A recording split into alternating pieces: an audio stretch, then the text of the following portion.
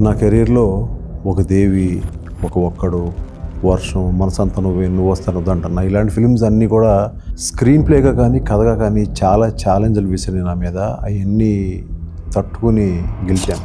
ఇప్పుడు మళ్ళీ ఈ అగద ప్యాడ్ పెన్ను తీసుకుని చాలా స్టేట్స్ తిరిగాను.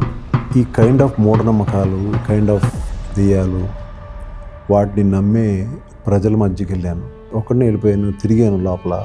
అక్కడున్న మనుషులు, వాళ్ళ నమ్మకాలు, వీటి మీద రీసెర్చ్ చేసుకుంటూ వెళ్ళి ఒక ఇంటి దగ్గర ఆగాను. చాలామంది క్యూ ఉన్నారు.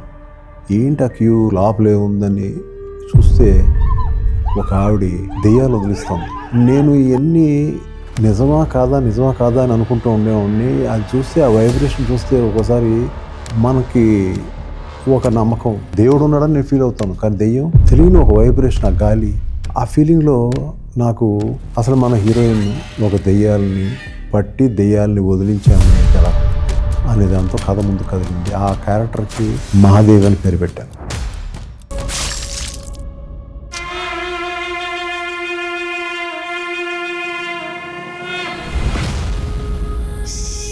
రా గదా రా.